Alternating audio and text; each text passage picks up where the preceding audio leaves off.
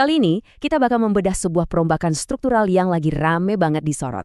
Presiden Prabowo Subianto baru saja resmi menaikkan tunjangan kinerja buat prajurit TNI dan pegawai Kementerian Pertahanan untuk tahun 2026. Ini jelas bukan sekedar soal menebalkan isi dompet para abdi negara ya, tapi ini adalah langkah strategis untuk postur pertahanan kita ke depannya. Yuk kita bedah bareng-bareng. Oke, biar pembahasan kita lebih terarah, ini dia 6 poin utama yang bakal jadi fokus rangkuman kita hari ini. Pertama, kebijakan baru tunjangan kinerja.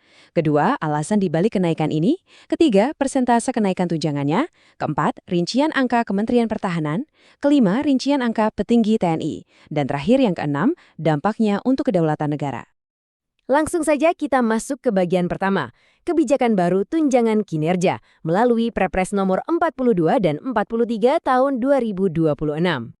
Nah, biar clear dari awal, kebijakan ini sudah sah dan diikat kuat di mata hukum. Kalau kita mengutip pernyataan resmi dari juru bicara Kementerian Pertahanan, Brigjen TNI Riko Ricardo Sirait, pada 29 Juli tahun 2026, beliau menyatakan, benar, Presiden telah menerbitkan Peraturan Presiden nomor 42 tahun 2026 dan Peraturan Presiden nomor 43 tahun 2026 mengenai penyesuaian tunjangan kinerja. Artinya apa? Artinya pihak Kemhan dan TNI sekarang sudah langsung tancap gas buat menyiapkan realisasi pembayarannya sesuai dengan payung hukum yang baru ini. Lanjut ke bagian kedua, alasan dibalik kenaikan ini, yang pada dasarnya merupakan bentuk apresiasi dari pemerintah. Pasti banyak dari kita yang mikir, kok tiba-tiba dinaikkan sebesar itu? Well, kebijakan masif kayak gini tentu nggak muncul dari ruang hampa. Menurut keterangan resmi pemerintah, ada dua pilar utamanya. Pertama, capaian reformasi birokrasi, yang berarti memang ada perbaikan sistemik yang nyata dalam tata kelola institusinya. Dan kedua, peningkatan kinerja dari Kemhan dan TNI itu sendiri. Jadi ini tuh bukan sekedar penyesuaian inflasi rutin tahunan, tapi benar-benar sebuah reward berbasis sistem atas efisiensi dan kerja keras institusi pertahanan kita.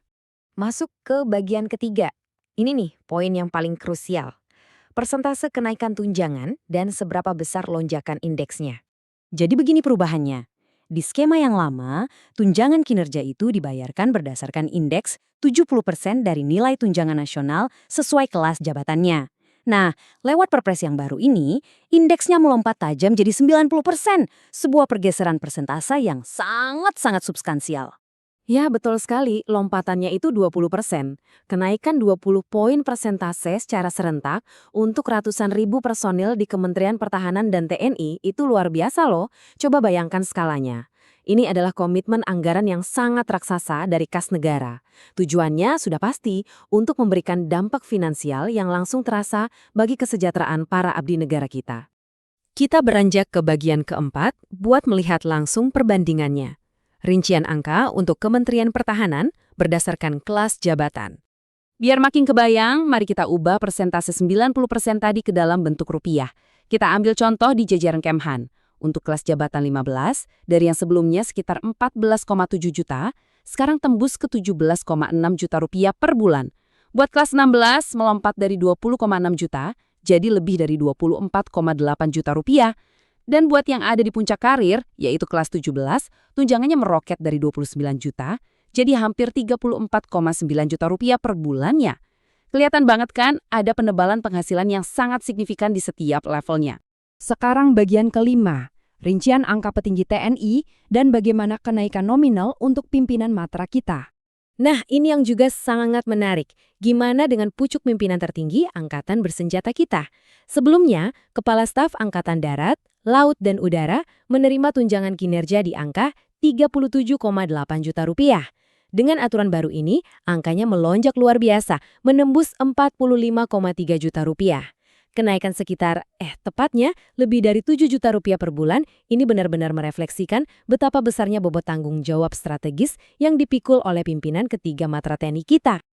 Untuk jajaran petinggi militer lainnya, Kepala Staf Umum TNI beserta para wakil Kepala Staf sekarang bakal menerima sekitar 41,8 juta rupiah, naik dari 34,9 juta rupiah. Sementara buat perwira di kelas jabatan 17, angkanya merangkak dari 29 juta ke 35,5 juta rupiah. Tentu saja patut diingat juga kalau nominal pasti ini nantinya tetap akan mengacu secara ketat pada aturan penetapan kelas jabatan masing-masing personel di lapangan. Dan terakhir, bagian keenam, dampak kebijakan ini untuk kedaulatan negara kita, serta harapan di masa depan. Pada akhirnya, angka-angka fantastis yang kita bahas tadi itu cuma sarana, bukan tujuan akhirnya. Pemerintah pastinya menaruh harapan besar kalau suntikan kesejahteraan ini bakal berbanding lurus sama peningkatan motivasi dan profesionalisme kerja. Tujuannya cuma satu, supaya seluruh prajurit dan staf bisa benar-benar fokus maksimal menjalankan tugas paling vital mereka, yaitu menjaga kedaulatan negara Republik Indonesia dan mendukung penuh program-program pertahanan strategis ke depannya. Kebijakannya sudah diteken, dan anggaran negara yang raksasa juga sudah dialokasikan. Tapi ujian sesungguhnya sekarang ada di lapangan. Pertanyaan terbesarnya buat kita semua adalah, akankah kenaikan tunjangan ini membawa transformasi yang nyata bagi profesionalisme pertahanan kita ke depan?